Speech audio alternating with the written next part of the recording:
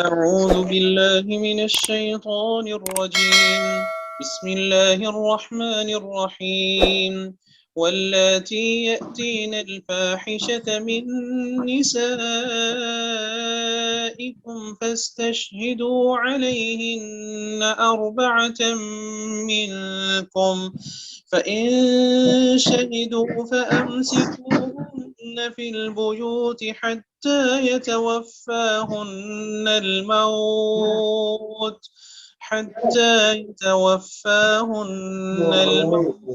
ويجعل الله لهن سبيلا. واللذان يأتيانها منكم فآتوهما، فإن تابا وأصلحا فأعرضوا عنهما، إن الله كان توابا رحيما. إنما التوبة على الله للذين يعملون السوء بجهالة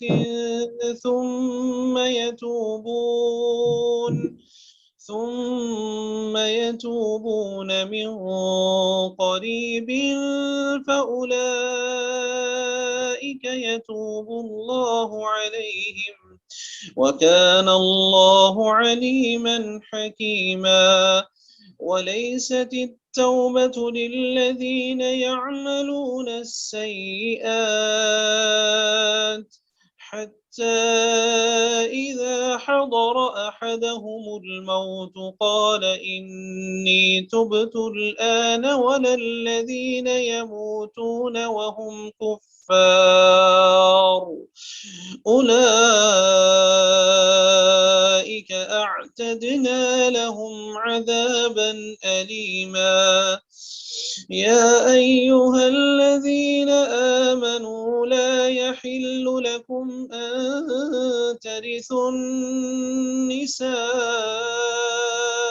كرها ولا تعضلوهن لتذهبوا ببعض ما آتيتموهن إلا أن يأتين بفاحشة مبينة، وعاشروهن بالمعروف،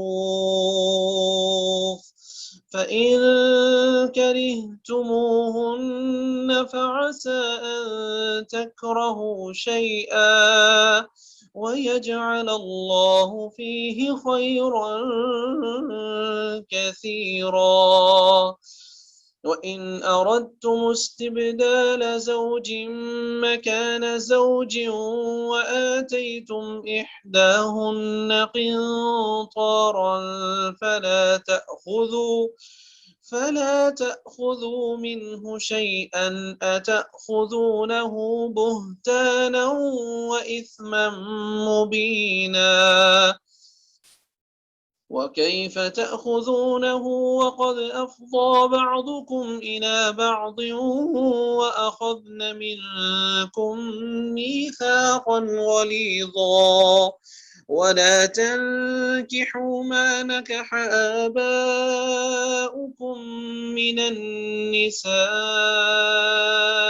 إلا ما قد سلف، إنه كان فاحشة ومقتا وساء سبيلا. بسم الله الرحمن الرحيم. الحمد لله رب العالمين، والصلاة والسلام على أشرف الأنبياء والمرسلين نبينا محمد صلى الله عليه وسلم وعلى آله وصحبه أجمعين، أما بعد. قال الله سبحانه وتعالى: واللاتي يأتين الفاحشة من نسائكم. اللاتی یہ عورتوں کے لیے مؤنث کے لیے استعمال ہوتا ہے، جمع مؤنث، جس طرح کہ الذی مذکر واحد کے لیے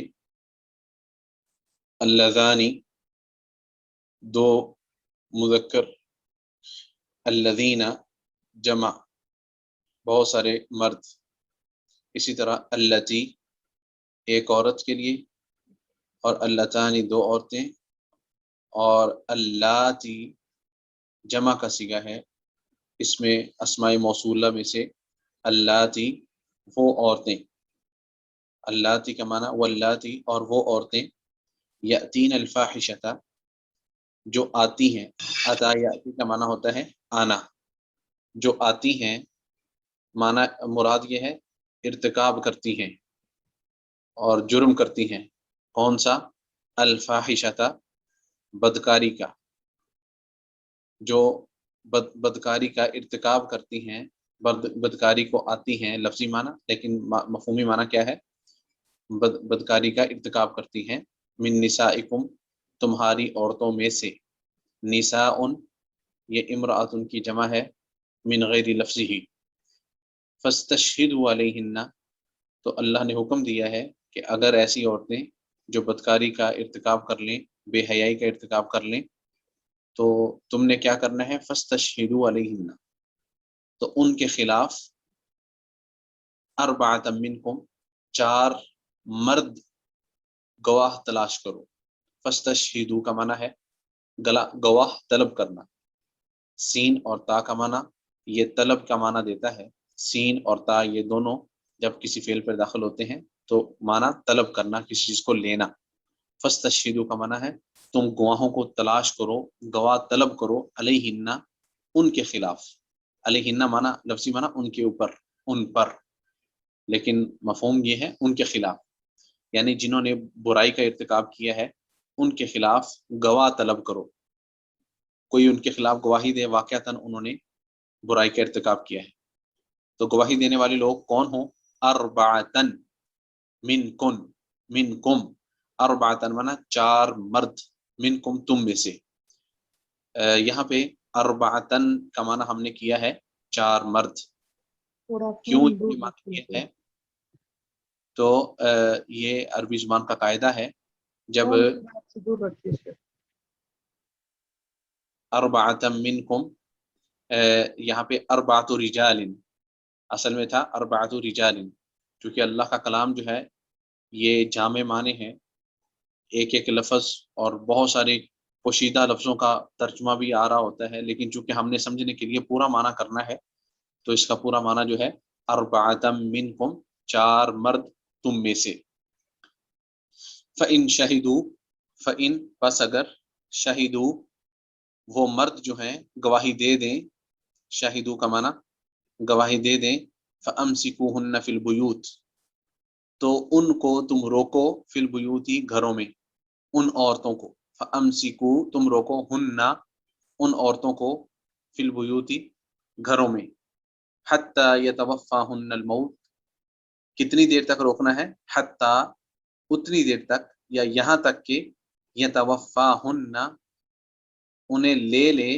ان عورتوں کو، الموت موت، یتوفا یتوفا کا معنی کسی کو موت دینا، کسی کا مرنا، تو یہاں پہ چونکہ موت کا لفظ آگے آ رہا ہے تو معنی کریں گے یہاں تک کہ یتوفاہن الموت، یہاں تک کہ انہیں موت آن پہنچے، اتنی دیر تک ان کو گھروں میں روکے رکھنا ہے، او یجعل اللہ یا بنا دے اللہ رب العزت لہن ان عورتوں کے لیے سبیلا کوئی راستہ، او یجعل اللہ یا کر دے بنا دے اللہ رب العزت اللہ تعالی لہن ان عورتوں کے لیے سبیلا کوئی حل، کوئی راستہ۔ اس آیت میں اللہ رب العزت نے اس حکم کو بیان کیا ہے جو اسلام کے آنے سے پہلے یا اسلام کے ابتدائی دور میں، جب اسلام شروع ہوا تھا، اسلام کی ابتدا میں حکم یہ تھا کہ اگر کوئی عورت زنا کر لیتی ہے، بدکاری کر لیتی ہے اور گواہ بھی مل جاتے ہیں، گواہوں کے ساتھ اس کا جرم ثابت ہو جاتا ہے، تو اس کی سزا یہ مقرر کی گئی تھی کہ اس کو ایک کسی گھر کے اندر بند کر دیا جائے، وہیں پہ اس کا کھانا پینا اور وہیں پہ وہ اندر قید رہے، اور یہاں تک کہ وہیں پہ مر جائے، ساری زندگی وہیں پہ گزارے۔ یہ اس کی دنیا کی سزا تھی شروع اسلام میں۔ او یجعل اللہ لہن سبیلا، یا وہ عورتیں انتظار کریں کہ اللہ کی طرف سے کوئی نیا حکم، نیا آرڈر آ جائے، کوئی نئی وحی آ جائے۔ چنانچہ اللہ رب العزت نے شروع اسلام کا یہ حکم بعد میں منسوخ کر دیا، جیسا کہ احادیث کے اندر وارد ہے۔ سیدنا عبادہ بن صامت رضی اللہ تعالیٰ عنہ صحابی رسول کہتے ہیں کہ نبی کریم صلی اللہ علیہ وسلم پر جب وحی نازل ہوتی تو ہم وحی کے اثرات محسوس کیا کرتے تھے۔ نبی مکرم صلی اللہ علیہ وسلم کے چہرے کے اثرات، چہرہ مبارک کے تیور اور حالات سے ہم اندازہ لگا لیتے کہ اس وقت وحی کی کیفیت ہے، وحی نازل ہو رہی۔ تو جناب عبادہ بن صامت رضی اللہ تعالیٰ عنہ کہتے ہیں ایک دن ایسا ہی ہوا، اللہ کے رسول علیہ الصلاۃ والسلام کا چہرے کا رنگ تبدیل تھا، تو اس دن اللہ رب العزت نے وحی نازل فرمائی۔ کیا وحی تھی؟ نبی کریم صلی اللہ علیہ وسلم پر جب وحی نازل ہوئی، وحی مکمل ہوئی، تو آپ علیہ الصلاۃ والسلام نے فرمایا خذوا عنی، میرے صحابہ یہ وحی اللہ کا آرڈر، حکم آ چکا ہے، مجھ سے لے لو۔ قد جعل اللہ لہن سبیلا، اللہ نے ان عورتوں کے لیے سبیلن یعنی راستہ بنا دیا ہے، کوئی حل نکال دیا ہے، کوئی نیا آرڈر آ چکا ہے۔ جیسا کہ آیت میں ہے کہ ان عورتوں کی سزا یہ تھی یا تو گھروں میں کے اندر قید رہتی، یا یہ ہے کہ وہ انتظار کرتی اللہ کے کسی نئے حکم کا۔ تو نیا حکم جس وقت آیا تو جناب عبادہ بن صامت رضی اللہ تعالیٰ عنہ اس کیفیت اور اس واقعے کو بیان کرتے ہوئے فرماتے ہیں، عرض کرتے ہیں کہ اللہ کے رسول علیہ الصلاۃ والسلام نے وحی کے نازل ہونے کے بعد فرمایا یہ وحی مجھ سے لے لو، اور اب اللہ تعالیٰ نے ان کی پہلے والی سزا کو منسوخ کر کے اب نیا آرڈر اور نیا حکم جاری اللہ کی طرف سے ہو چکا ہے، اور وہ یہ ہے الثیب بالثیب والبکر بالبکر، الثیب جلد 100 ورجم بالحجارہ والبکر جلد 100 ثم نفی سنہ۔ اور دوسری روایت میں ہے والثیب بالثیب جلد 100 والرجم۔ تو اللہ رب العزت نے یہ آرڈر، یہ حکم نازل کر دیا کہ اب اگر کوئی زنا کرے گا، زنا کرنے والا اگر تو مرد ہے، شادی شدہ ہے، مرد اور عورت، تو ان کو رجم کیا جائے گا، پتھروں کے ساتھ ان کو زمین میں گاڑ کر پتھر مار مار کے انہیں ختم کر دیا جائے گا۔ اور اگر وہ شادی شدہ نہیں ہیں، کنوارے ہیں، تو پھر ان کے لیے حکم یہ تھا کہ انہیں 100 کوڑے اور 1 سال کے لیے ان کے علاقے سے انہیں نکال دیا جائے گا، کسی دوسرے علاقے میں 1 سال رہیں گے، اور 100 کوڑا بھی انہیں لگایا جائے گا۔ اور اس سے بھی پہلے حکم یہ تھا کہ جو شادی شدہ ہیں اگر وہ زنا کرتے ہیں تو انہیں رجم کرنے کے ساتھ ساتھ 100 کوڑے بھی لگائے جاتے تھے۔ لیکن بعد میں اللہ کے رسول علیہ الصلاۃ والسلام نے صرف اور صرف شادی شدہ جو زانی تھا ان کو صرف رجم کیا ہے، کوڑے نہیں لگائے۔ یاد رکھیے قرآن کریم کی جو آیات ہیں ان کی 3 قسمیں ہیں۔ ایک وہ ہیں جن کا حکم بھی باقی ہے اور ان کی تلاوت بھی باقی ہے، یعنی قرآن کریم کے اندر وہ آیات موجود ہیں، ہم انہیں تلاوت بھی کرتے ہیں، اور ان کا حکم وہ بھی باقی ہے، منسوخ نہیں ہوا، جیسا کہ قرآن کریم کا اکثر حصہ ہے۔ اور عام آیات ہیں جو تلاوت بھی ہم کرتے ہیں اور ان کے احکامات بھی باقی ہیں اور ان پر عمل کرنا ہمارے لیے ہے. اور نمبر 2 ہے وہ آیات جن کی تلاوت باقی ہے لیکن حکم ان کا منسوخ ہو چکا ہے. جن کی تلاوت باقی ہے یعنی تلاوت ہو رہی ہے، قرآن کریم کا حصہ ہیں، قرآن کریم میں موجود ہیں، لیکن ان کا جو حکم تھا، ان آیات کا جو بیان تھا، وہ اللہ رب العزت نے منسوخ کر دیا، لیکن تلاوت ان کی باقی ہے. ہمارے لیے فائدے ان میں باقی ہیں، ایک ایک حرف پڑھتے رہیں گے، نیکیاں اسی طرح 10 کے حساب سے اور اس سے بھی زیادہ ملتی رہیں گی. جیسا کہ یہ آیت جو ابھی سورہ نساء کی آیت نمبر 15، آیت نمبر 15، یہ تلاوت باقی ہے اور اس کا حکم جو ہے منسوخ ہو چکا ہے. اور اس کو منسوخ کرنے والی جو آیت ہے وہ سورہ نور کی آیت تھی. سورہ نور کی آیت تھی جس کی تلاوت کو منسوخ کر دیا گیا لیکن اس کا حکم باقی ہے. اور یہ تیسری قسم جن کی تلاوت منسوخ کر دی گئی اور ان کا حکم اب بھی باقی ہے، وہ جیسا کہ میں نے حدیث کے حوالے سے آپ کو اس کا مفہوم ذکر کیا ہے کہ شادی شدہ کو رجم کرنا اور جو شادی شدہ نہیں ہیں، کنوارے ہیں، انہیں 100 کوڑے لگا کر 1 سال کے لیے جلا وطن کرنا. یہ تھی منسوخ آیات اور محکم آیات کی 3 قسمیں. پہلی قسم وہ ہے جن کا حکم بھی باقی ہے اور جن کی تلاوت بھی باقی ہے، جیسا کہ اکثر آیات قرآن کریم کی. اور دوسری قسم وہ ہے جن کا حکم باقی نہیں ہے لیکن تلاوت باقی ہے، جس طرح کہ یہ ہمارے سامنے 15 نمبر آیت جو ابھی ہم نے پڑھی ہے.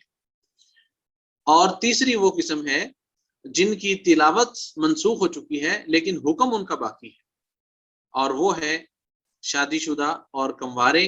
ان کی سزا جو اللہ رب العزت نے سورہ نور میں نازل کی تھی، اس آیت کو اللہ نے منسوخ کر دیا، اس کی تلاوت کو منسوخ کر دیا، لیکن اس کا حکم جو ہے اب بھی باقی ہے. جو حدیث سیدنا عبادہ بن صامت رضی اللہ تعالی عنہ کے حوالے سے میں نے ذکر کی ہے، یہ صحیح مسلم کے اندر بھی موجود ہے، مسند احمد کے اندر بھی موجود ہے. مسند احمد کے الفاظ کچھ مختلف ہیں صحیح مسلم سے. صحیح مسلم میں اس کا جو نمبر ہے حدیث کا 1690 ہے، 1690. اور یہاں پہ یہ بھی ہم نے بیان کر لیا ہے کہ پہلے شادی شدہ زانی کو کوڑے بھی لگانے کا حکم تھا اور ساتھ ساتھ ان کو رجم کرنے کا بھی حکم تھا. تو کوڑے لگانے کا حکم منسوخ کر دیا گیا، تو صرف اور صرف ان کو رجم کرنے کا حکم جو ہے وہ اب تک باقی ہے. جی واللذانی یأتیانہا، آگے والی آیت میں اللہ کیا فرما رہے ہیں؟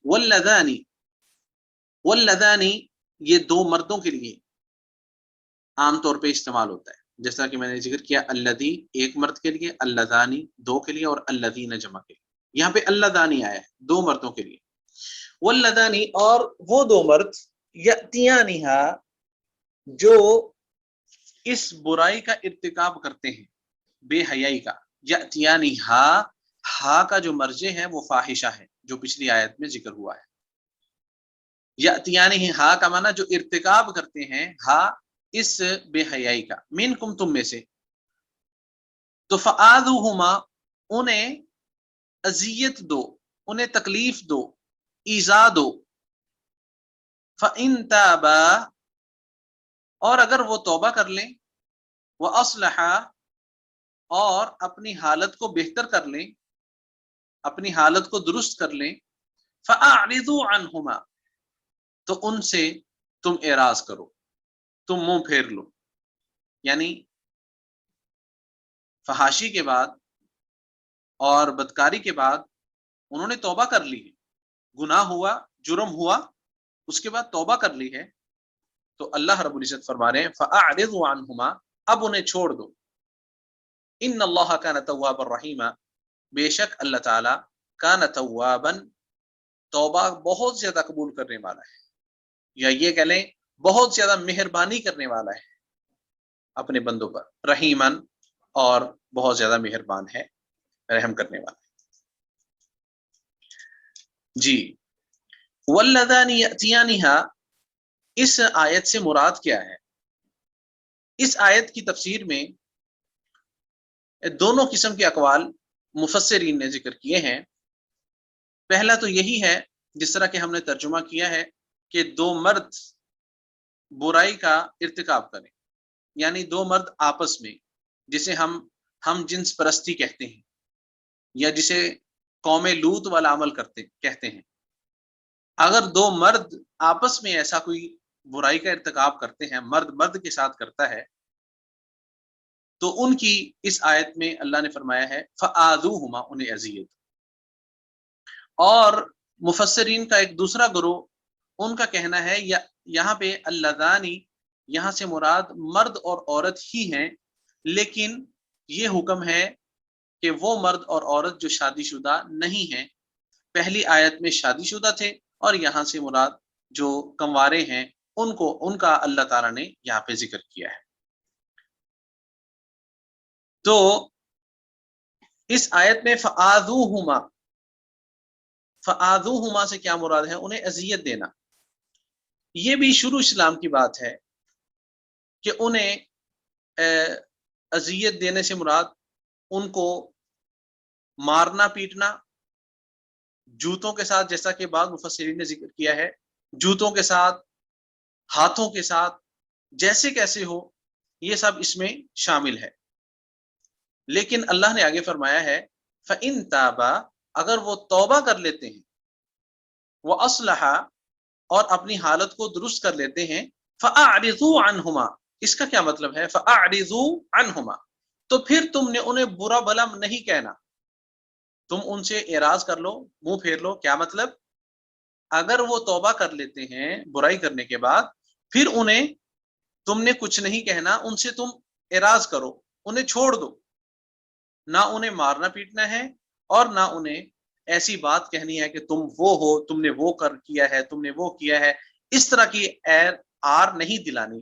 جیسا کہ بخاری مسلم میں صحیح حدیث مبارکہ ہے، نبی کریم صلی اللہ علیہ وسلم کا فرمان ہے اذا زنت امت احدکم فلیجلدها، اگر آپ علیہ السلام نے اس دور کی مثال دے کے فرمایا اگر تم میں سے کسی کی لونڈی، نوکرانی، جو گھروں میں اس وقت جو قیدی آتے تھے، وہ گھروں میں غلام لوگوں کے طور پہ ہوتے تھے، اگر وہ کوئی زنا کر لے، برائی کا ارتکاب کر لے، تو اس کو حد ضرور لگاؤ، لیکن حد لگانے کے بعد اسے تانے نہیں دینے، ٹھیک ہے؟ جب اس پر سزا اس پر لگ گئی، حد اس پر قائم ہو گئی، پھر اس کو چھوڑ دینا ہے، ٹھیک ہے؟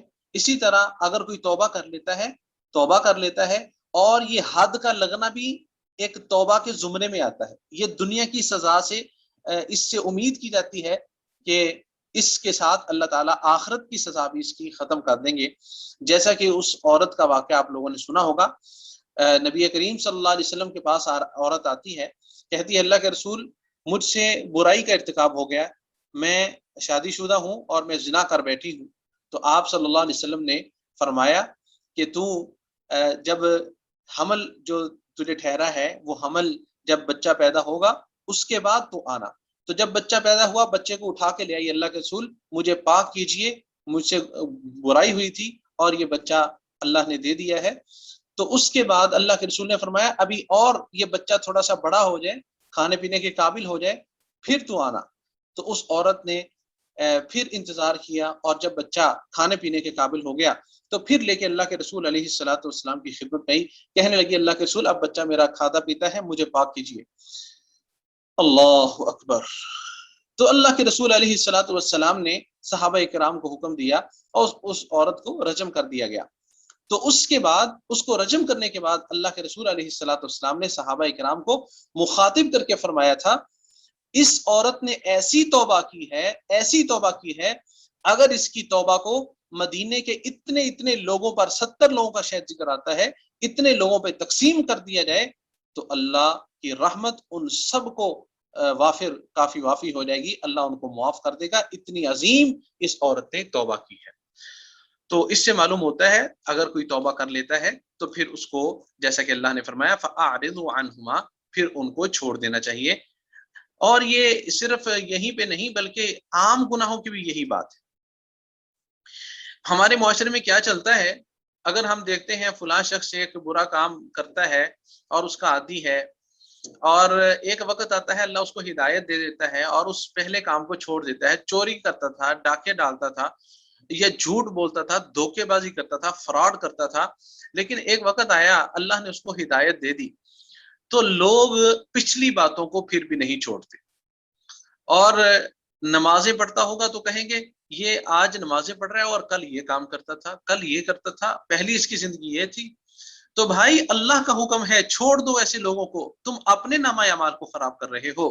اس نے تو اپنے رب سے کیسی معافی مانگی ہے، کیسی توبہ کی ہے، اس کا اپنے اللہ کے ساتھ معاملہ ہے، تو اس لیے جو بندہ توبہ کر لے اور پچھلے گناہوں کو چھوڑ دے تو اسے پچھلے گناہوں کا یا پچھلے جرم کا عار نہیں دلانا چاہیے۔ آگے اللہ فرماتے ہیں انما التوبۃ علی اللہ للذین یعملون السوء بجہالۃ ثم یتوبون من قریب۔ انما کا معنی سوائے اس کے نہیں، یا اس کا معنی کرتے ہیں صرف۔ التوبۃ توبہ کرنا، توبہ جو ہے اس کو قبول کرنا، علی اللہ اللہ تعالیٰ کے ذمے ہے۔ توبہ قبول کرنا علی اللہ اللہ تعالیٰ کے اوپر ہے، توبہ ہم نے کرنی ہے، اور قبول کون کرے گا؟ وہ ہے اللہ، یہ اللہ تعالیٰ کے اوپر ہے۔ اچھا، کن لوگوں کی توبہ اللہ قبول کرتا ہے؟ للذین یعملون السوء، للذین ان لوگوں کی لفظی معنی ان لوگوں کے لیے، مفہومی معنی ان لوگوں کی توبہ اللہ قبول کرتا ہے، یعملون السوء جو برائی کا ارتکاب کر لیتے ہیں، برائی کر لیتے ہیں، یعملون کا معنی عمل کرتے ہیں، السوء برائی کا، بجہالت لا علمی کی وجہ سے، جہالت کی وجہ سے، بجہالت جہالت اور لا علمی کی وجہ سے، ثم یتوبون من قریب پھر وہ توبہ کر لیتے ہیں، رجوع کرتے ہیں، من قریب بہت جلد ہی، یعنی گناہ کرنے کے بعد اڑے نہیں رہتے بلکہ بہت جلد اپنے اللہ کی طرف رجوع کرتے ہیں۔ فَأُولَئِكَ يَتُوبُ اللَّهُ عَلَيْهِمْ جتنی جلدی وہ کرتے ہیں اپنے اللہ کی طرف لوٹنے میں، تو فَأُولَئِكَ يَتُوبُ اللَّهُ عَلَيْهِمْ تو یہی وہ لوگ ہیں، یتوب اللہ اللہ تعالیٰ بھی ان کی توبہ کو قبول کرتا ہے۔ یتوب کا معنی لفظی معنی ہوتا ہے لوٹنا، رجوع کرنا، تو اللہ بھی رجوع کرتا ہے علیہم ان پر، یہ لفظی معنی ہے۔ مراد کیا ہے؟ اللہ ان کی توبہ کو قبول کرتا ہے۔ وَكَانَ اللَّهُ عَلِيمًا حَكِيمًا اور اللہ تعالیٰ جاننے والا ہے، حکمتوں والا ہے۔ آگے اللہ فرماتے ہیں وَلَيْسَتِ التَّوْبَةُ لِلَّذِينَ يَعْمَلُونَ السَّيِّئَاتِ اور توبہ ان لوگوں کی نہیں ہوتی، وَلَيْسَتْ اور نہیں ہے اور نہیں ہوتی، التَّوْبَةُ توبہ لِلَّذِينَ ان لوگوں کی، يَعْمَلُونَ السَّيِّئَاتِ سیئتن کی جمع ہے سیئات، جو لوگ برائیوں کا ارتکاب کرتے ہیں، حتی اذا حضر احدهم الموت ساری زندگی برائی کا ارتکاب کرتے رہتے ہیں، یہاں تک کہ اذا حضر جب حاضر ہوتا ہے، آ جاتا ہے، احدهم ان میں سے کسی ایک کے پاس، الموت موت کا وقت جب آ جاتی ہے ان میں سے کسی ایک کو موت، یعنی موت کا وقت قریب آ جاتا ہے، یہ یہاں سے مراد۔ تو قال وہ کیا کہتا ہے؟ انی تبت الآن بے شک میں توبہ کرتا ہوں، الآن اب، جب موت کے اثرات کو دیکھتا ہے تب اللہ کی طرف رجوع کرتا ہے، لیکن جب اللہ نے صحت دی تھی، تندرستی دی تھی، اور جب آذان منبر و محراب اس کو پکارتے تھے اور اہل علم کی واعظ سنتا تھا، اللہ کی آیات پھر اس کے کانوں پہ جو تک نہیں رہتی تھی، لیکن جب موت کے اثرات اس کو دکھائی دینا شروع ہو گئے تو پھر کہتا ہے اب میں توبہ کرتا ہوں۔ اللہ فرماتا ہے ایسے لوگوں کی اللہ توبہ قبول نہیں کرتا۔ وَلَلَّذِينَ يَمُوتُونَ وَهُمْ كُفَّارٌ اور ان لوگوں کی توبہ بھی اللہ قبول نہیں کرتا، اور ان لوگوں کی توبہ بھی نہیں ہوتی، یموتون جو مر جاتے ہیں، وہم کفار اور وہ کافر ہوتے ہیں، کفر کی حالت میں، شرک کی حالت میں۔ آپ جانتے ہیں نا شرک بھی اسلام سے نکل جانا ہے، جیسے انسان شرک کرتا ہے تو اسلام سے خارج ہو جاتا ہے، مومن نہیں رہتا۔ ایمان کو توڑ دینے والی یہ اللہ کے ساتھ شرک جو ہے وہ ایمان کی جو बाउंड्री है, ईमान की हद है, ईमान की सरहद है, वहां से शिरक इंसान को निकाल देता। तो वो दोनों ही यहाँ से मुराद है, जो आम दूसरे काफिर हैं और मुशरिक हैं, दोनों ही यहाँ से मुराद है कि अल्लाह इन लोगों की तौबा को भी कबूल नहीं करता।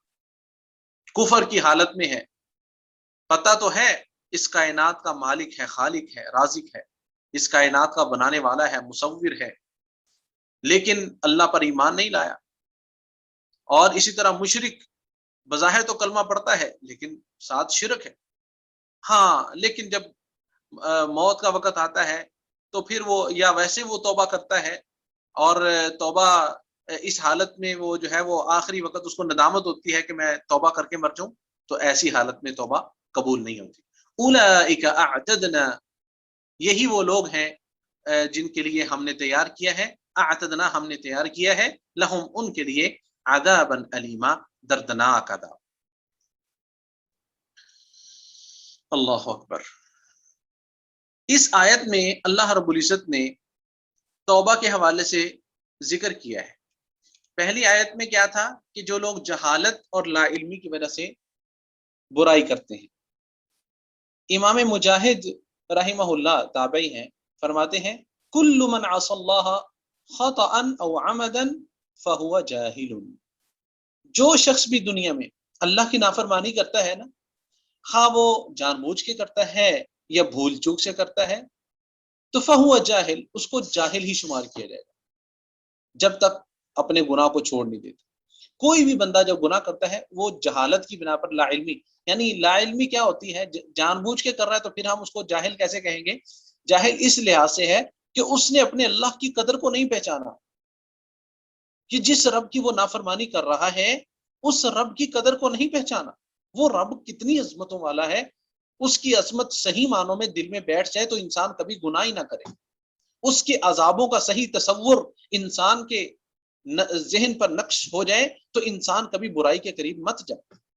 जहन्नम के वो सख्त अजाब इंसान के सामने आ जाए तो इंसान कभी गुनाह ना करे। तो इंसान तभी गुनाह करता है जब इन चीजों से जाहिल हो जाता है, गाफिल हो जाता है। तो इसीलिए इमाम मुजाहिद फरमाते हैं कि जो भी इंसान नाफरमानी या गुनाह करता है उसको जाहिल कहा जाएगा। सुम्मा यतूबून मिन करीब, हाँ ये उनकी खूबी है कि गुनाह हो जाना कोई बड़ी बात नहीं है। कुल्लु बनी आदम खत्ता व खैरुल खत्ताइन अत्तवाबून, हदीस में आता है आदम की औलाद सारी की सारी खताकार है, लेकिन सबसे बेहतरीन खताकार वो है जो गलती के बाद नदामत की तरफ आता है, रजू करता है, लौट आता है, और ऐसे लोग अल्लाह को बहुत ज्यादा पसंद है। वलैसति तौबतु लिल्लज़ीना यअमलून सय्यात, इस आयत में अल्लाह ताला ने उन लोगों का जिक्र किया है जिनकी तौबा कबूल नहीं होती। अल्लाह फरमाते हैं जब मौत के आसार दिखाई देना शुरू हो जाते हैं तो फिर इंसान तौबा करे तो तौबा कबूल। जैसा कि फिरौन का किस्सा सूरह यूनुस के अंदर आप आगे पढ़ेंगे, फिरौन ने जब बिल्कुल गर्क होने के करीब था उसने भी यही कहा था, अब मुझे पता चल गया है और अब मैं ईमान लाता हूं जिसकी तरफ मूसा अलैहिस्सलाम बुलाते थे, अब मैं ईमान। लेकिन उस वक्त ईमान लाने का उसे कोई फायदा नहीं हुआ। तो जब मौत के आसार दिखाई देना शुरू हो जाते हैं तो फिर इंसान तौबा करे तो उस वक्त तौबा कबूल नहीं होगी। अब वक्त है तौबा करने का, अब वक्त है। अल्लाह अकबर। ये तंदुरुस्ती के अंदर, सेहत के अंदर, जब अकल, शऊर, हर चीज इंसान के पास अल्लाह ने वाफर दी है, अब वक्त है तौबा करने का।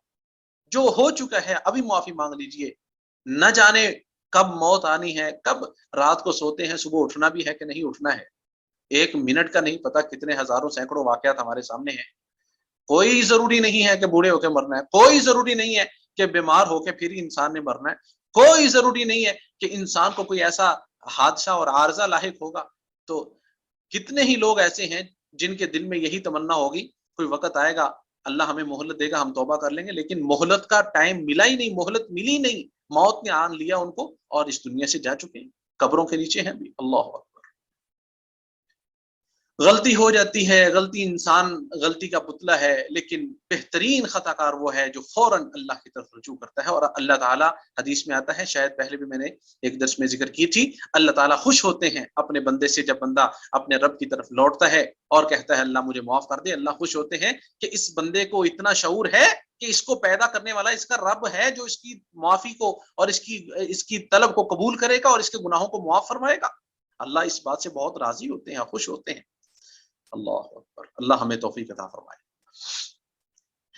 اور اسی طرح ایک حدیث پاک میں آتا ہے، ایک تو جب موت کے آثار دکھائی دینا شروع ہوتے ہیں اس وقت انسان کی توبہ قبول نہیں ہوتی، اور اسی طرح جب قیامت کی وہ نشانیوں میں سے قیامت کی جو نشانی، عظیم نشانی جس کا قرآن کریم میں اللہ رب العزت نے ذکر کیا ہے سورۃ الانعام میں.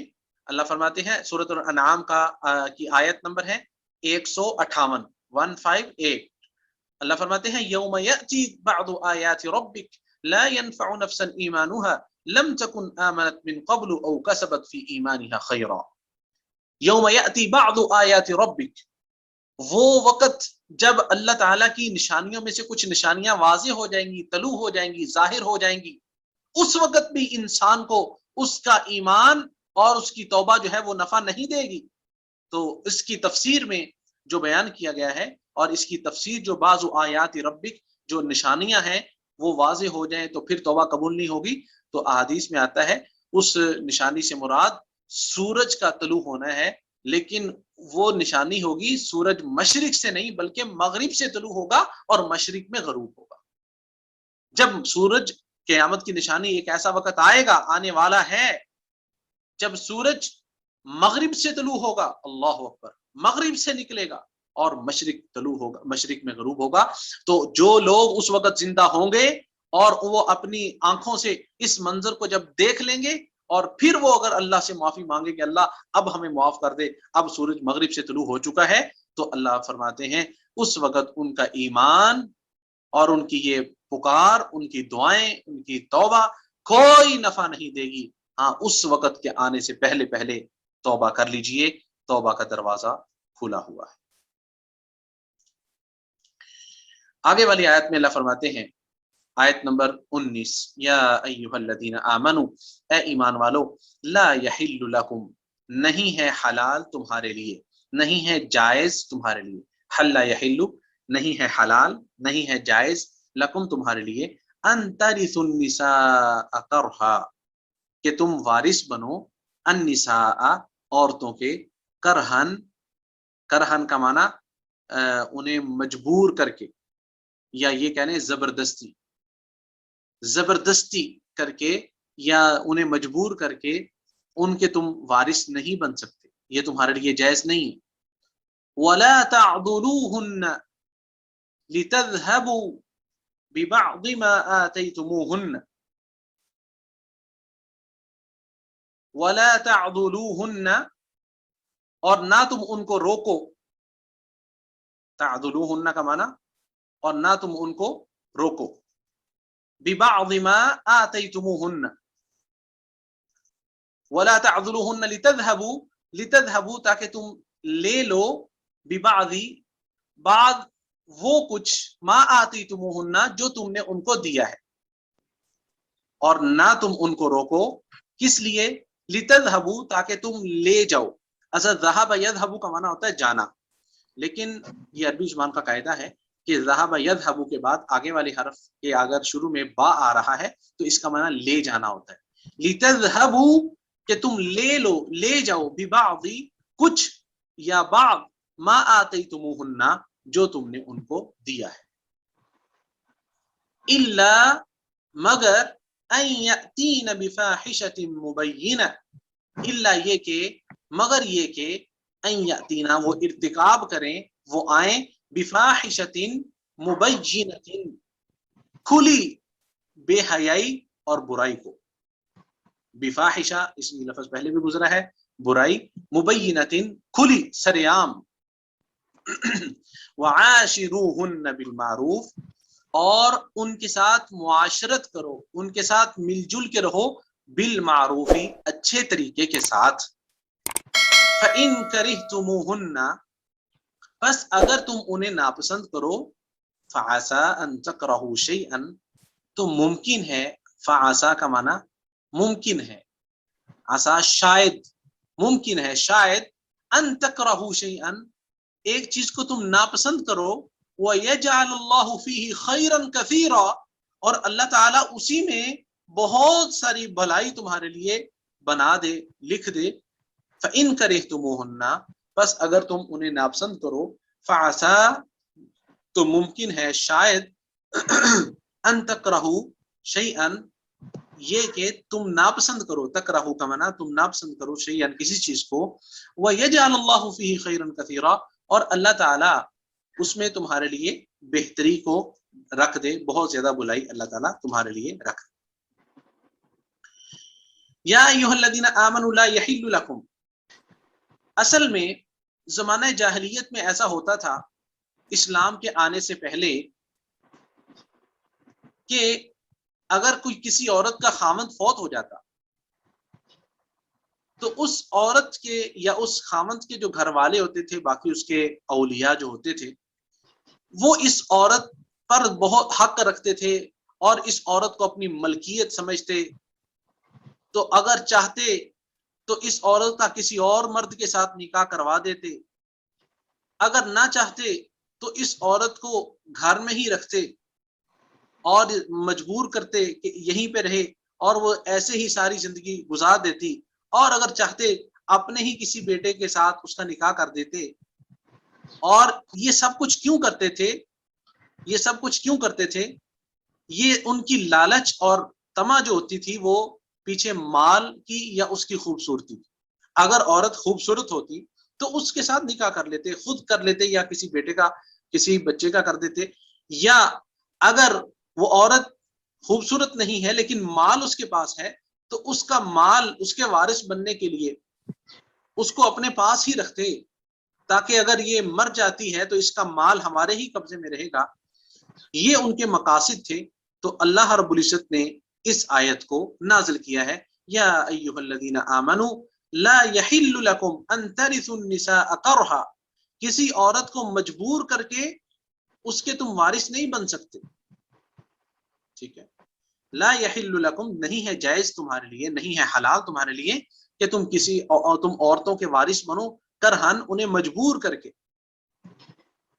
آگے والی آیت جو ہے آگے والا جو جملہ ہے وَلَا تَعْضُلُوهُنَّ لِتَذْهَبُوا بِبَعْضِ مَا آتَيْتُمُوهُنَّ إِلَّا أَن يَأْتِينَ بِفَاحِشَةٍ مُبَيِّنَةٍ، اس آیت میں خاوند اور بیوی کا ذکر کیا گیا ہے کہ اگر ایک خاوند وہ بیوی کو پسند نہیں کرتا اور بیوی کو طلاق بھی نہیں دے رہا، سبب کیا ہے، کیوں ایسا کر رہا ہے؟ بیوی کو اپنے گھر میں رکھا ہوا ہے، اسے ناپسند کرتا ہے لیکن طلاق بھی نہیں دیتا، وجہ یہ ہے کہ اگر یہ اس کو طلاق دے دے گا تو جو اس نے نکاح کے وقت حق مہر دیا تھا وہ اس کو نہیں ملے گا، مرد کو، خامد کو۔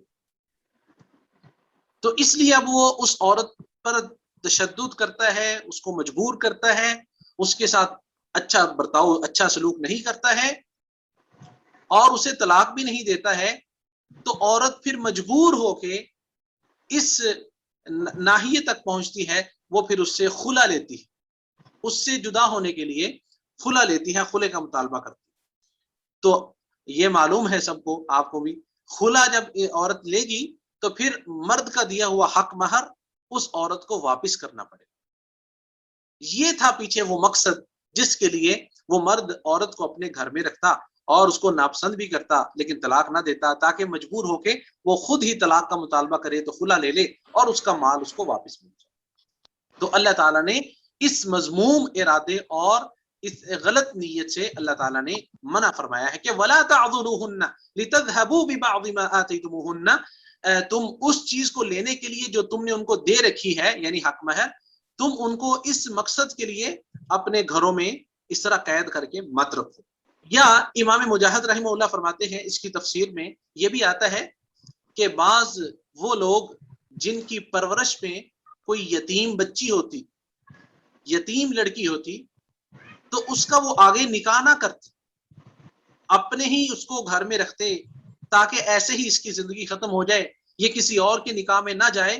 اس کے پیچھے نیت یہ ہوتی تھی کہ اس یتیمہ کو، اس یتیم بچی کو جو اس کے والدین کی طرف سے مال ملا ہے، پیسہ اور اس کا جو مال ہے، مال و دولت ہے، اس کو ہم جو ہے وہ اپنے پاس رکھ سکیں.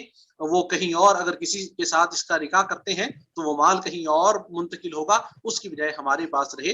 اس وجہ سے اس کا نکاح نہ کرتے، اپنے ہی پاس رکھتے. تو ان کو بھی اللہ تعالیٰ نے اس آیت میں منع کیا ہے. یہ امام مجاہد رحمہ اللہ کی تفسیر. آگے اللہ فرماتے ہیں الا ان یاتین بفاحشۃ مبین. ہاں ایک صورت میں تم ان سے وہ اپنا مال لے سکتے ہو کہ جب وہ زنا کا ارتکاب کریں. جب عورتیں یعنی خامد اور بیوی کا ذکر ہو رہا تھا پیچھے فلا تعذلوہن میں، اگر وہ عورت برائی کا ارتکاب کر لیتی ہے، برائی کا ارتکاب، بے حیائی کا ارتکاب کر لیتی ہے، تو پھر یہ ہے کہ تم وہ حق مہر جو تم نے دیا تھا وہ تم ان سے واپس لے سکتے. جیسا کہ سورۃ البقرہ کے اندر بھی یہ پیچھے ہم پڑھ آئے ہیں. سورۃ البقرہ کی آیت نمبر ہے 229 229 ولا يحل لكم ان تاخذوا مما اتيتموهن شيئا الا ان يخافا الا يقيما حدود الله فان خفتم الا يقيما حدود الله فلا جناح عليهما فيما افتدت به. یہ ساری تفسیر آپ پیچھے پڑھائے ہیں. چنانچہ الا ان ياتينا بفاحشة مبينة، یہ بفاحشة مبينة ایک تو اس کا معنی برائی ہے، بے حیائی ہے، زنا ہے، جس طرح کہ میں نے بیان کر دیا.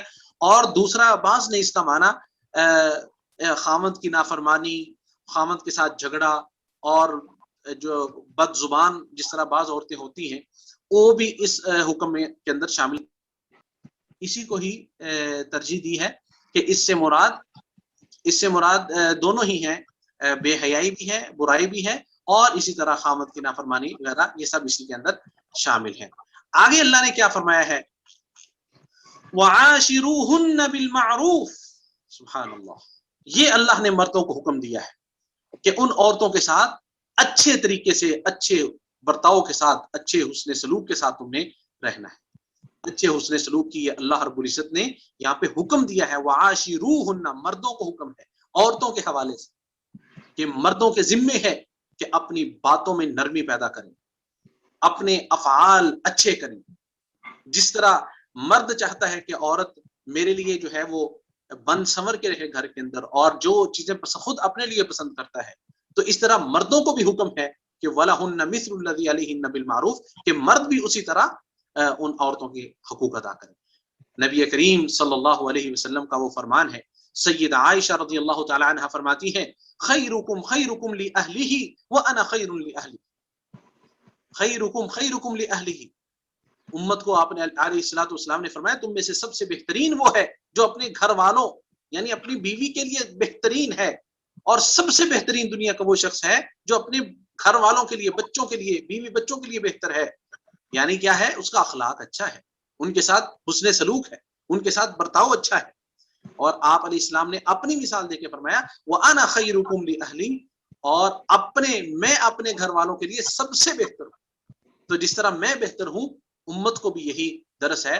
تو اللہ کے نبی صلی اللہ علیہ وسلم کی جب سیرت طیبہ کو ہم دیکھتے ہیں، پڑھتے ہیں، آپ علیہ الصلوۃ والسلام کا اپنی زوجات، اپنی بیویوں کے ساتھ کیسا تعلق تھا. آپ علیہ الصلوۃ والسلام ان کے ساتھ جو ہے وہ اچھے مسکراہٹ سے بات کرتے، ان کے ساتھ کھیلتے، ان پر خرچ کرتے. اور حضرت عائشہ رضی اللہ تعالی عنہا کے ساتھ وہ آپ علیہ السلام کا وہ واقعہ مشہور ہے، ان کے ساتھ دوڑ لگاتے. حضرت عائشہ فرماتی ہیں جب نئی شادی ہوئی تو میں جیت گئی، جب کچھ عرصہ مزید گزرا تو اللہ کے رسول علیہ السلام مجھ سے جیت گئے. یہ نبی کریم صلی اللہ علیہ وسلم کی سیرت طیبہ میں، احادیث میں آپ علیہ الصلوۃ والسلام کا ازواج مطہرات کے ساتھ جو حسن سلوک تھا، اس کی یہ کئی ایک یداعب اہلہ ویتلطف بہم، بہت نرمی کے ساتھ پیش آتے. ویوسعہم نفقتہ، اور ان پر خرچ کرتے. اور بیوی بچوں کے ساتھ جو ہے رات کے وقت جب جاتے، رات کو عشاء کی نماز پڑھنے کے ساتھ ان کے ساتھ کچھ باتیں کرتے، مانوسیت اختیار کرتے.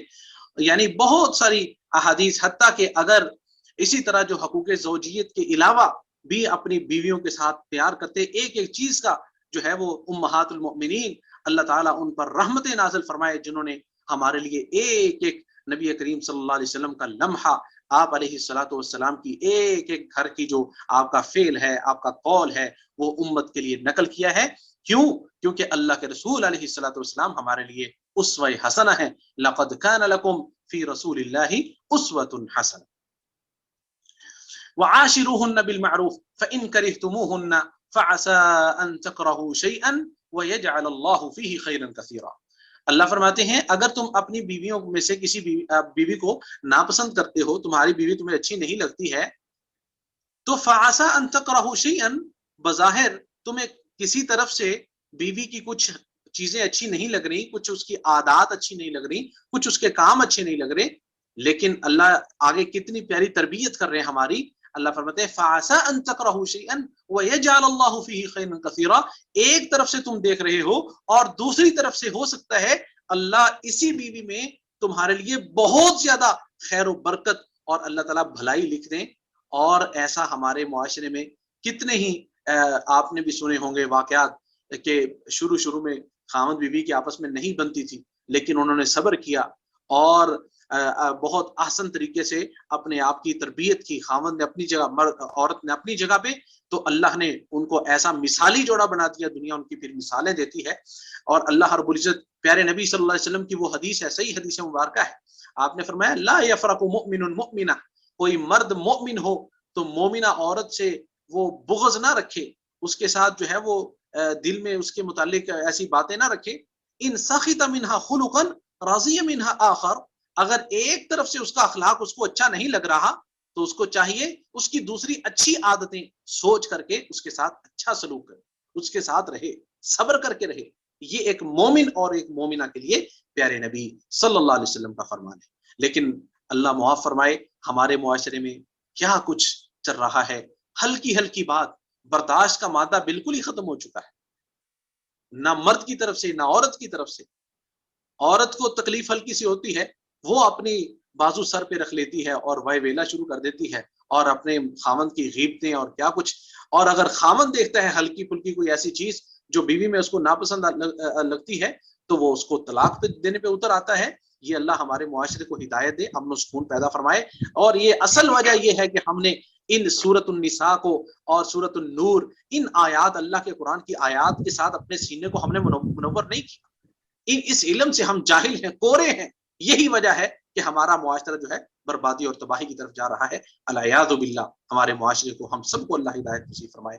آگے اللہ کیا فرما رہے فَعَسَىٰ أَن تَكْرَهُوا شَيْئًا وَيَجْعَلَ اللَّهُ فِيهِ خَيْرًا كَثِيرًا وَإِنْ أَرَدتُّمُ اسْتِبْدَالَ زَوْجٍ مَكَانَ زَوْجٍ وَآتَيْتُمْ إِحْدَاهُنَّ قِنطَارًا وَإِنْ أَرَدتُّمُ اسْتِبْدَالَ زَوْجٍ، اللہ فرماتے ہیں اگر تم بدلنا، اگر تم ارادہ کرو، ارادتم کا معنی ہے اگر تم چاہو، اگر تم ارادہ کرو، استبدال زوجن، استبدال کا معنی بدلنا، زوجن یہ زوج کا لفظ عربی زبان میں مرد کے لیے بھی استعمال ہوتا ہے اور عورت کے لیے بھی، یعنی جوڑے کے لیے استعمال ہو جاتا ہے۔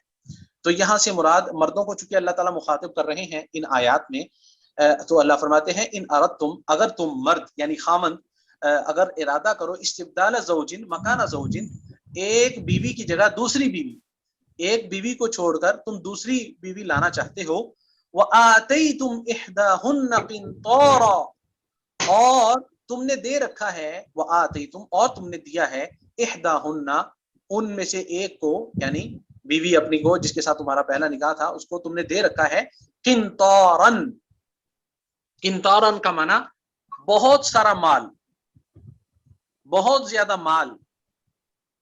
اصل یہ لفظ قنطاراً جو ہے یہ جو اس کا صحیح معنی وہ یہی ہے، بہت زیادہ مال، اس یعنی کتنا زیادہ ہو اس کی کوئی حد مقرر نہیں، اس کی کوئی حد مقرر نہیں ہے۔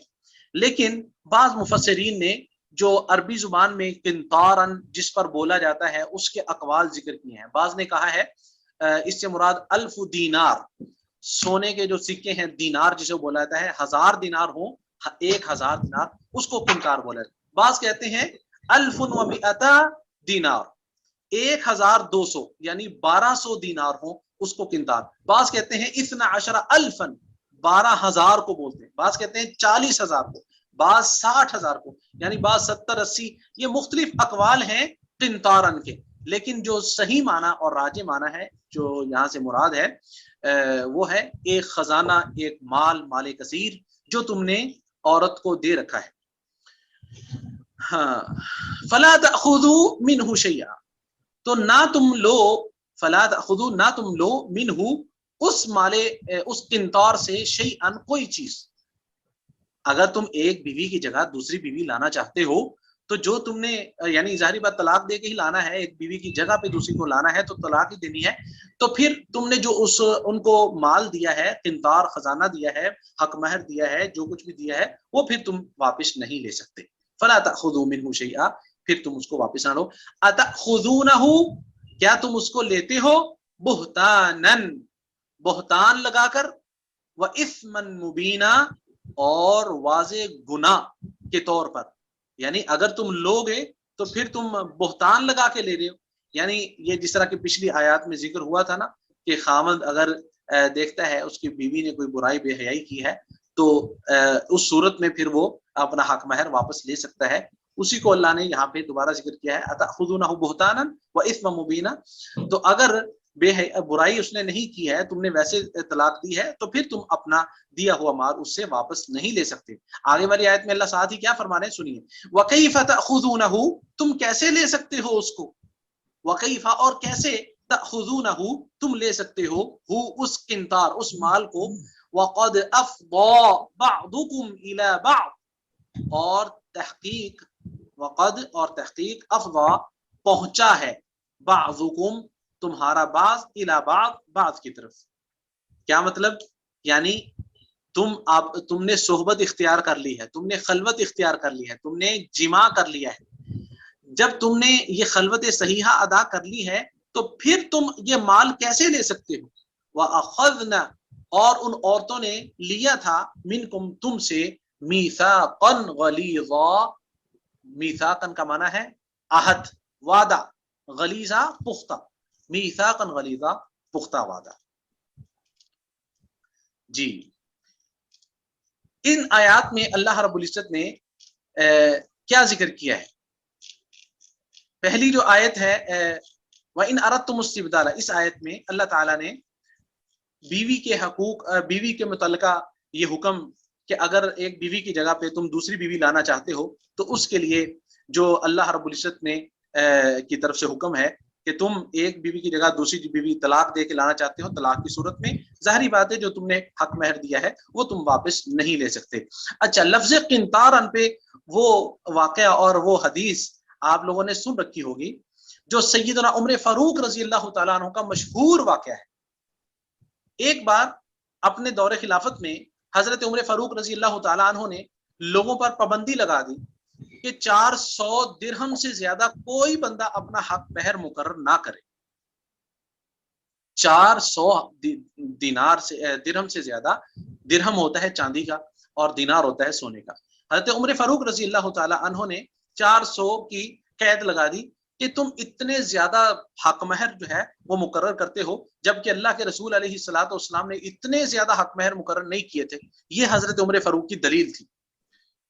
تو جناب سیدنا عمر فاروق رضی اللہ تعالیٰ عنہ بیان کر رہے تھے تو ایک بڑھیا، ایک عورت وہ بھی سن رہی تھی، وہ کھڑی ہو جاتی ہے اور حضرت عمر فاروق رضی اللہ تعالیٰ عنہ کو مخاطب کر کے کہتی ہے، یا امیر المؤمنین نہیت الناس ان یزید النساء صداقہم، کہ آپ نے لوگوں کو منع کر دیا ہے کہ وہ عورتوں کو حق مہر زیادہ نہ دیں 400 درہم سے.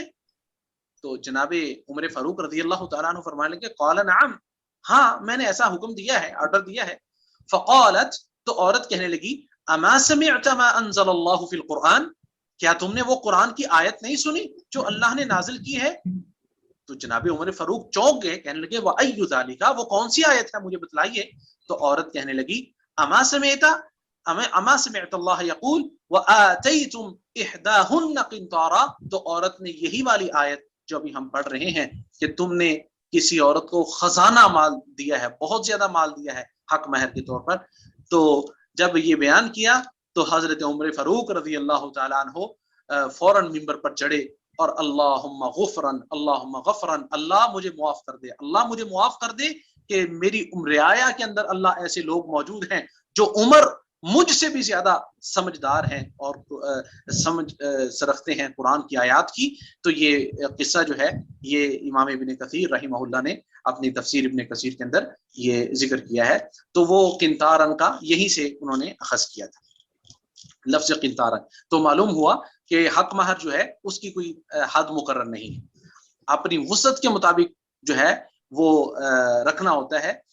اگر انسان کی وسعت میں اتنا نہیں ہے, زیادہ نہیں ہے, تو ایسے واقعات بھی ملتے ہیں کہ ایک چھلے, ایک جو ہے وہ جو انگوٹھی ہے, خاتم ہے, اس کے ساتھ بھی نکاح کا اشارہ ملتا ہے حدیث پاک میں. بلکہ اگر کچھ بھی مال نہیں ہے تو صورتیں زبانی یاد کروانی یعنی قرآن سکھانے پر بھی جو ہے وہ حق مہر یہ بنایا گیا ہے, جیسا کہ حدیث پاک میں ہے. چنانچہ حق مہر کی کوئی حد مقرر نہیں ہے. اور آخر میں یہ جو کہا گیا ہے, فرمایا گیا ہے وَأَخَذْنَ مِنْكُمْ مِيثَاقًا غَلِيظًا, ان عورتوں نے تم سے میثاق غلیظ یعنی پکا عہد لے رکھا ہے. پکا عہد سے مراد یہاں سے کیا ہے, نکاح مراد ہے. یعنی نکاح کا مقصد کیا ہوتا ہے, فَإِمْسَاكُمْ بِمَعْرُوفٍ أَوْ تَسْرِيحٌ بِإِحْسَانٍ. یا تو نکاح کا مطلب یہ ہے کہ اگر خاوند بیوی آپس میں رہ سکتے ہیں تو اچھے طریقے سے, اچھے حسن سلوک سے ایک دوسرے کے ساتھ برتاؤ اچھا رکھیں اور رہتے رہیں. اگر وہ آپس میں اس طرح بنا کے نہیں رکھ سکتے تو او تصریح بإحسان, تو پھر آخری حل اللہ نے طلاق دے رکھا ہے. طلاق کا یہ جائز ہے, اگرچہ اس کو ناپسند کیا گیا ہے اور یہ آخری آپشن ہے. اس سے پہلے بہت ساری چیزیں ہیں جو سورۃ المائدہ کے اندر بھی آگے آپ چل کے پڑھیں گے اور کچھ آپ نے پہلے پڑھ لی ہے. صحیح مسلم کے اندر حدیث موجود ہے, حدیث کا نمبر ہے 1218. نبی کریم صلی اللہ علیہ وسلم نے حجۃ الوداع کے موقع پہ, جب آپ علیہ السلام نے حج کیا, حجۃ الوداع اس وقت کا خطبہ مشہور ہے. نبی کریم صلی اللہ علیہ وسلم نے فرمایا استوصوا بالنساء خیرا, میرے صحابہ اپنی بیویوں کے متعلق, عورتوں کے متعلق مجھ سے وصیت لے لو. فإنکم اخذتموہن بأمان اللہ, تم نے ان کو اللہ کی امان کے ساتھ تم نے ان کو لیا ہے, وہ اللہ کی امانت ہے تمہارے پاس, عورتیں تمہاری بیویاں. وَاسْتَحْلَلْتُمْ فُرُوجَهُنَّ بِكَلِمَةِ اللَّهِ, اور ان کی شرمگاہیں جو اللہ نے تمہارے لیے حلال اور جائز قرار دی ہیں, یہ بھی اللہ کے حکم اور اللہ کے کلمے کے ساتھ. اللہ کے کلمے سے کیا مراد, یعنی نکاح جب ہوتا ہے تو اللہ کی آیات پڑھ کے پھر نکاح کا خطبہ دیا جاتا ہے, اور اس کے بار بار اللہ کی آیات اور تقوی کا حکم دیا جاتا ہے. یا ایھا الذین آمنوا اتقوا اللہ حق تقاتہ یا ایھا الناس اتقوا ربکم یا ایھا الذین آمنوا اتقوا اللہ وقولوا قولا سدیدا. یہ بار بار جو ہے وہ اللہ رب العزت کے تقوی کا حکم دیا جاتا ہے نکاح کے وقت. تو یہ اللہ کا کلمہ ہے, اس کلمے کی بنیاد پر اللہ نے ان عورتوں کو تمہارے لیے حلال کیا ہے اور یہ اللہ کی امانت ہے, تو ان کا خیال کرنا. یہ نبی کریم صلی اللہ علیہ وسلم وصیت کر رہے ہیں. لیکن اللہ ہماری قوم کو ہدایت عطا فرمائے. آج کل کیا کچھ چل رہا ہے, قرآن سے دوری اور ان احکامات سے دوری. آگے والی آیت میں اللہ کیا فرما رہے ہیں, آخری آیت وَلَا تَنْكِحُوا مَا نَكَحَ آبَاؤُكُم مِّنَ النِّسَاءِ إِلَّا مَا قَدْ سَلَفَ.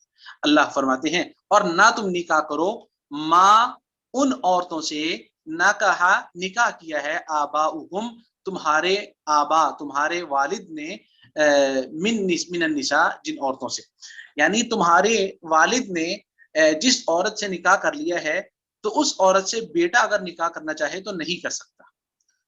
یعنی سوتیلی ماں جسے ہم بولتے ہیں, اگر کسی عورت سے والد نے نکاح کیا ہے اور نکاح کے اندر دونوں چیزیں شامل ہیں, اگر نکاح کے بعد خلوت ہوئی ہے یا خلوت نہیں ہوئی, نکاح کے بعد جماع ہوا ہے یا نہیں ہوا, دونوں صورتوں میں بیٹا کسی صورت کے اندر بھی والد کی منکوحہ, والد کے ساتھ جس کا نکاح ہوا ہے اس کے ساتھ بیٹے کا نکاح نہیں ہو سکتا.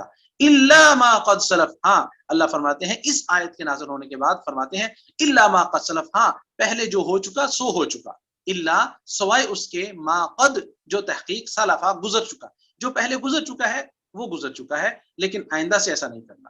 انہ کان فاحشۃ, یہ بے حیائی ہے, ومقتا, اور ناراضگی کا سبب ہے, اللہ کی ناراضگی ہے اس میں کہ اللہ ناراض ہوتے ہیں کہ تم ستیلی ماؤں سے نکاح کرو. وساء سبیلا, اور یہ برا راستہ ہے. سیدنا عبداللہ بن عباس رضی اللہ تعالی عنہ فرماتے ہیں رضی اللہ تعالی عنہما فرماتے ہیں کان اہل الجاہلیت یحرمون ما حرم اللہ, حضرت عبداللہ بن عباس رضی اللہ تعالیٰ عنہ فرماتے ہیں کہ جاہلیت میں، زمانہ جاہلیت کے اندر بھی جن رشتوں کو اللہ نے اسلام میں حرام کیا ہے، زمانہ جاہلیت اسلام کے آنے سے پہلے بھی لوگ ان کو حرام سمجھتے تھے. صرف 2 ایسے رشتے تھے جن کو زمانہ جاہلیت میں حرام نہیں سمجھا جاتا تھا. ان میں سے ایک سوتیلی ماں سے نکاح تھا، اس کو لوگ حرام نہیں سمجھتے تھے. یعنی باپ کی بیوی، باپ نے اگر دوسری عورت سے شادی کی ہے تو باپ فوت ہو گیا ہے، عورت باقی ہے، تو اس کے ساتھ نکاح کرنے کو عیب نہیں سمجھتے تھے کہ بیٹا اس کے ساتھ نکاح کر. اور اسی طرح 2 بہنوں کو بیک وقت ایک نکاح کے اندر رکھنا، اس کو بھی زمانہ جاہلیت میں لوگ ناپسند نہیں کرتے تھے، اس کو حرام نہیں سمجھتے تھے. تو اللہ رب العزت نے اس آیت کو نازل کر کے یہ فرما دیا کہ باپ کی منکوحہ سوتیلی ماں کے ساتھ نکاح نہیں ہو سکتا، اور اسی طرح 2 بہنوں کو بھی جمع نہیں کر سکتے، جیسا کہ نیچے والی آیت میں آ رہا ہے جو آپ لوگ کل کو پڑھ لیں گے. اللہ تعالیٰ سے دعا ہے اللہ رب العزت ہمیں قرآن کا صحیح فہم عطا فرمائے. اللہم انفعنا وارفعنا بالقرآن العظیم، اور اللہ ہمارے سینوں کو قرآن کے نور کے ساتھ منور فرمائے. رمضان بھی آ رہا ہے، شہر القرآن ہے. اللہ رب العزت اس کتاب کی پل پل اور آگے والے مہینے کی ایک ایک لمحہ، ایک ایک سیکنڈ کی اللہ ہمیں قدر کرنے کی توفیق عطا فرمائے. اگر کسی کا سوال ہے تو وہ کر سکتے ہیں. جی السلام علیکم ورحمۃ اللہ وبرکاتہ. جی وعلیکم السلام. سبق میں بیٹھا بھی تھا، ماشاءاللہ بہت پیارا درس ہے آپ کا. اللہ آپ کو جزائے خیر، آپ کے علم عمر میں اضافہ عطا فرمائے. شیخ سوال یہ ہے کہ اگر کوئی کنوارا مرد یا عورت ہے، جیسے غیر شادی شدہ، اگر زنا کر لے تو اس کے لیے تو جیسے 100 کوڑے ہیں اور 1 سال کا جلا وطن ہے. جی تو وطن، جلا وطن کا کیا مطلب کہ ایک ملک سے دوسرے ملک یا پھر شہر سے ایک دوسرے شہر؟ یہ اس کو عرف پر اس کو لیا جائے گا، عرف کے مطابق. اصل میں یہ بطور سزا کے ہے. اگر ایک محلے سے دوسرے محلے یا ایک شہر سے دوسرے شہر اس کو جانے میں وہ سزا نہیں. اصل میں یہ سزائیں جو متعین کرنی ہوتی ہیں یہ اسلامی عدالتیں ہوتی ہیں، اسلامی قوانین ہوتے ہیں. انہوں نے ماحول کو، معاشرے کو دیکھ کر پھر حکم لگانا ہوتا ہے. تو وہ دیکھیں گے اگر ایک شہر سے دوسرے شہر میں منتقلی میں اس کے لیے سزا ہے تو اس کے لیے یہی کافی ہوگی. وگرنہ ایک ملک سے دوسرے ملک میں ہے تو پھر اس کے لیے یہ فیصلہ کون کرے گا؟ یہ شرعی عدالتیں جو ہوں گی، قاضی جو ہوگا جو حالات کو دیکھ کر کرے گا. واللہ اعلم. اور اسی طریقے سے اگر شادی شدہ ہے تو شادی شدہ کے لیے تو رجم ہے. رجم کے ساتھ کیا 100 کوڑے مارے جائیں گے یا پہلے 100 کوڑے مارے جائیں گے اس کے بعد رجم کیا جائے گا؟ جی یہ میں نے شروع میں ذکر کیا ہے کہ شروع میں جب رجم کا حکم آیا تھا اس وقت مرد شادی شدہ ہو، عورت شادی شدہ ہو یا کنوارے ہوں، دونوں کے لیے حکم تھا کہ ان کو 100 کوڑے پہلے لگانے. تو پھر یہ حکم جو شادی شدہ ہیں جن کو رجم کرنا ہے ان کے لیے یہ حکم منسوخ ہو گیا تھا. خود اللہ کے نبی صلی اللہ علیہ وسلم نے غامدیہ عورت ماعز اسلمی کئی ایک جن کو رجم کیا گیا اللہ کے نبی صلی اللہ علیہ وسلم کے دور میں، ان کو کوڑے نہیں لگائے گئے. یہ پہلے حکم تھا، پھر بعد میں صرف رجم کی سزا ہی ان کے لیے متعین کر دی گئی تھی شادی شدہ زانی کے لیے. جی اگر غیر شادی شدہ ہے تو اسے کوڑے مارے جائیں گے. اگر غیر شادی شدہ ہے، کنوارا ہے، مرد ہے یا عورت ہے، اس کو 100 کوڑے اور 1 سال کی جلاوت. جزاک اللہ. بارک اللہ فیک. السلام علیکم ورحمۃ اللہ وبرکاتہ. شیخ جی جزاک وعلیکم اللہ السلام. خیرن کثیرہ، ماشاءاللہ بہت اچھے سے سمجھا رہے الحمدللہ. شیخ میرا سوال یہ ہے کہ جیسا کہ ہم ایسے ملک میں رہتے ہیں جہاں پر اسلامی قانون نہیں ہے، جی تو اگر ایسے گناہ اگر مرد سے یا خواتین سے ہو جاتے ہیں، چاہے وہ جان بوجھ کر رہو یا پھر انجانے میں رہو، اس کا گناہ کیا ہوگا یا پھر اس کی سزا کیا ہوگا؟ کیونکہ ابھی جو ہم ماحول میں رہتے ہیں، جیسا کہ ہم انڈیا میں رہتے ہیں، تو انڈیا کا جو ماحول ہے وہ بالکل الگ ہے، کیونکہ وہ یہاں پر ہندوستان یعنی اسلامک قانون کچھ بھی نہیں ہے. جی تو جی اس حساب سے، اس مطابق سے اگر کوئی شخص زنا کرنے کے بعد چاہے وہ عورت رہو یا پھر مرد رہو، اللہ سے معافی مانگ لیے، توبہ کر لیے، تو کیا اسے روز قیامت کے دن گناہ ہوگا یا پھر نہیں ہوگا؟ کیونکہ جی اسے اچھا سوال. افسوس ہے اس چیز کا، ہاں افسوس جی ہے، اور اس افسوس کی بنا پر وہ بار بار اللہ تعالیٰ سے معافی مانگ رہا ہے، اور ہے سو وہ دینی کاموں میں لگ بھی گیا ہے. تو ایسے ٹھیک ہے. لوگوں کے لیے کیا معاملہ ہے؟ تھوڑا سا ہاں ایکسپلین. جزاک جی اللہ. بالکل اچھا سوال کیا ہے بہن نے. اور یہ آپ نے غور کیا ہے کہ آج کی آیات جو ہم نے پڑھی ہیں، اللہ نے جہاں پہ ایسی برائی کا ذکر کیا ہے، ایسی برائی کرنے والوں کا ذکر کیا ہے، ساتھ ہی اللہ نے توبہ کی آیات ایک سے زیادہ بار، یہ آیت نمبر 16 میں وہاں پہ بھی توبہ کا ذکر ہے، اس کے بعد پھر آیت نمبر 17 میں اس میں بھی توبہ کا ذکر ہے، اور آیت نمبر 18 میں، یعنی یہ سب کی سب آیات میں ساتھ ہی اللہ نے جو توبہ کا ذکر کیا ہے، یہ ہی اس سوال کا جواب ہے جو ابھی بہن نے کیا ہے۔ بلکہ اس سے پہلے میں وہ حدیث بھی نبی کریم صلی اللہ علیہ وسلم کے پاس ایک شخص آیا، کہنے لگا اللہ کے رسول علیہ السلام، میں نے اس طرح ایک عورت کے ساتھ جو ہے میں نے برائی کر لی، تو لیکن اس نے زنا نہیں کیا تھا، برائی کی تھی۔ برائی کیا مطلب؟ یعنی اس عورت کے ساتھ کوئی بوسو کنار کیا، کوئی کسس کی یا کچھ کیا، ایسا کچھ جو وہ اللہ کے رسول علیہ السلام کے پاس آیا، تو آپ علیہ الصلوۃ والسلام نے اس کا سوال سنا اور اس سے اعراض کیا۔ نماز ہوئی، نماز کے بعد آپ علیہ السلام نے اس شخص کو پھر بلایا، فرمایا اب سوال کر، وہ کیا سوال کر رہا تھا؟ تو اس نے وہی سوال کیا، تو میں نے ایسا کیا ہے اللہ کے رسول، مجھ سے یہ غلطی ہوئی ہے، تو میں نے ایک عورت کو اس طرح چھیڑ چھاڑ کی ہے۔ تو آپ علیہ الصلوۃ والسلام نے فرمایا تو نے ابھی نماز پڑھی ہے، تو تیرے اس نماز پڑھنے کی وجہ سے اللہ نے تیرے گناہوں کو معاف کر دیا ہے۔ ایک تو یہ بات، اور اسی طرح ایک اور شخص آیا، اس نے کہا اللہ کے رسول مجھ سے زنا ہو گیا۔ آپ علیہ الصلوۃ والسلام نے اس سے یعنی تفصیلی طور پہ پوچھا کہ واقعتاً تو نے زنا کیا ہے یا ویسے ہی چھیڑ چھاڑ کیا ہے؟ اس نے کہا اللہ کے رسول مجھ سے زنا ہوا ہے، مجھ سے زنا ہوا ہے۔ تو اسی حدیث میں یا اس طرح کی ایک روایت میں آتا ہے کہ اگر یہ شخص اپنے آپ کو چھپا لیتا، اگر نہ بھی بتاتا، اپنے آپ کو چھپا لیتا، کسی کو نہیں پتا تھا، تو اندر ہی اندر اپنے اللہ کے ساتھ معاملات طے کر لیتا، توبہ کر لیتا، تو اللہ اس کی توبہ کو قبول کر لیتا۔ تو یہ وہ نصوص ہیں۔ سب سے پہلے یہی آیات جو آج ہم نے پڑھی ہیں، پہلے اللہ نے ایسی برائی کرنے والوں کے ساتھ ہی اللہ نے توبہ کا ذکر اسی لیے کیا ہے، اور توبہ جو ہے وہ دونوں طرح سے ہے۔ ایک اگر جس کا پتہ چل گیا ہے کہ اس نے برائی کی ہے اور وہ عدالت میں آ گیا ہے، تو اس کو تو رجم ہو جائے گا یا اس کو کورٹ لگیں گے اسی حساب سے جس طرح کے احکامات ہیں، تو یہ ایک اس کی دنیا کی توبہ ہو چکی، ٹھیک ہے۔ اور دوسرا یہ ہے کہ اگر کسی کو پتہ نہیں چلا ہے تو اللہ نے اس کے عیب پر پردہ رکھا ہے، تو توبہ کا دروازہ تب تک کھلا ہے جب تک موت کے اثرات شروع نہیں ہوتے، یا جب تک سورج مغرب سے طلوع نہیں ہوتا، اس وقت تک توبہ کا دروازہ کھلا ہے۔ آپ دیکھیے، یہ زنا سے بڑا جرم جو ہے وہ شرک ہے، اللہ کے ذات کے ساتھ شرک۔ اللہ وہ معاف کر دیتا ہے تو زنا کو کیوں معاف نہیں کرے گا؟ اسلام جب مسلمان جو ہے وہ کافر اسلام لے آتا ہے تو اللہ اس کے سب گناہوں کو معاف کر دیتا ہے۔ مشرک اپنے شرک سے توبہ کر لیتا ہے، اللہ اس کے سب گناہوں کو معاف کر دیتا ہے، اور کبیرہ گناہ انسان کر لیتا ہے تو اللہ اس کے گناہوں کو معاف کر دیتا ہے۔ لیکن جب تک یہ توبہ کا دروازہ بند نہیں ہوتا، ہاں توبہ کی شرطیں ہیں، اس کو ندامت اللہ کے سامنے اظہار کرنا چاہیے، اللہ غلطی ہو چکی ہے، میں اللہ اعترفت بذنبی، اللہ میں اعتراف کر رہا ہوں اور اللہ مجھے معاف کر دے، پھر آئندہ نہ کرنے کا اللہ کے ساتھ پکا سچا عہد کرے، اللہ آئندہ ایسا نہیں ہوگا، زندگی بھر میں مر جاؤں گا یہ گناہ نہیں ہوگا۔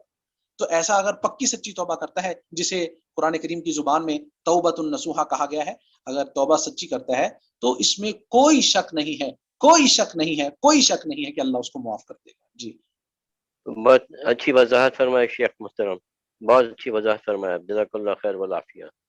میں تو انتظار میں تھا کہ آج شاید آپ درس میں حاضر نہیں ہوئے، آپ کا کوئی سوال، جی کوئی منہ شیخ نہیں۔ محترم، جی بہت ہی میں ڈوبا ہوا تھا آپ اس میں، اور میں یہ چاہ رہا تھا کہ آپ یہ اس کے بعد بجائے سوالات پوچھنے کے آپ سوالات کریں طلباء سے، وہ بہتر ہوتا ہے کہ طلباء کتنا سیکھے ہیں۔ مثال کے طور پر اس میں موصول کے بارے میں آج بتائے آپ، جی جی مذکر اور مؤنث کے، اب کتنے لکھ کے رکھے کتنے نہیں لکھے، اگر آپ پوچھے تو معلوم ہو جاتا۔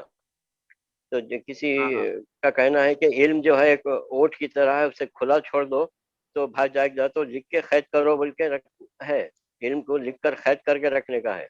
تو جی قلم کاپی لے کر ہم فوری لکھتے رہے تو بہت استفادہ کر سکتے ہیں۔ آج کا درس آپ کا بہت سیکھنے کے لیے بہت واضح تھا، سمجھے نا، بہت سیکھنے کو ملا۔ کاش یہ اگر طلبہ لکھ لیے ہیں تو استفادہ اس سے حاصل کر سکتے ہو. بہت باتیں ایسی ہیں اس میں، گرامر کی بھی باتیں آ گئی، قواعد کی بھی باتیں آ گئی، میثاق غلیظ، ہاں پختہ وعدہ. اب ایسا بھائی کچھ نہ، تو ایسا جی لکھ لیے تو بہت کچھ سیکھنا ملتا. جزاک اللہ خیر والعافیہ. بس ان سے آمین. بھی سوالات کیجیے آپ طلباء سے بھی درس کے بعد، تو معلوم ہاں ہوتا کون جو ہے اس میں جی، اچھی تھے. تجویز ہے، اچھی جی تجویز ہے جی کہ پڑھنے کا فائدہ تب ہی ہے. میں تو اس لیے آپ لوگوں سے پوچھ کر ہی مجھے نہیں پتا ہوتا، میں اصل میں موبائل پہ پڑھا رہا ہوں آپ لوگوں کو، تو آپ لوگ اس میں کتنے لوگ اس میں سن رہے ہیں، کتنے شریک ہیں، مجھے اس چیز کا علم نہیں ہے. لیکن یہ چیز بہت ضروری ہے علم. اگر آپ یہ ترجمہ جو پڑھ رہے ہیں اور آپ کو اساتذہ ٹیچرز بڑی محنت کے ساتھ تیاری کر کے آتے ہیں، پڑھاتے ہیں، اگر آپ لوگ صرف وقتی طور پر قرآن کی لذت، یقیناً کوئی شک نہیں، اس کا اجر بھی ملے گا، لذت بھی ہوتی ہے اس میں، ثواب بھی، دلی سکون بھی سنتا ہے انسان کو، خوشی ہوتی ہے. لیکن اس کو یاد اگر نہیں رکھیں گے، اس کو رپیٹ نہیں کریں گے، بار بار اس کو نہیں دہرائیں گے، تو یہ صرف 1 گھنٹے کا ہی درس ہوگا، اس کے بعد آپ کے پلے میں کچھ نہیں رہے گا. بہت اچھی بات ہے کہ آپ لوگ اس کو رپیٹ کریں، اس کو دہرائیں. اور اس طرح اگر جس طرح انہوں نے کہا ہے کوئی سوال جواب، تو اس طرح آئندہ درسوں میں چلیں کوئی 2-3 سوال بھی اس میں رکھ لیا کریں گے تاکہ پتہ چلے کہ لوگ اس کو اچھی طرح سے سن رہے ہیں. جی السلام علیکم. جی وعلیکم السلام ورحمۃ اللہ وبرکاتہ. آپ نے ایک حدیث بیان کی، ایک عورت کا واقعہ جس نے زنا کے نبی کریم کے پاس آئی تھی، تو اس میں یہ بھی ہے کہ کسی صحابی نے ایسے کہا ہو کہ اس کو جو خون کے چھینٹے اس کے اوپر پڑ گئے تو کہا تھا اس نے مجھے گندا کر دیا. اسی ہاں حدیث میں آتا ہے وہ جی حضرت ماعز رضی اللہ تعالیٰ عنہ وہ صحابی تھے، ماعز ان کا نام تھا، ماعز اسلمی کے نام سے. ان کو جب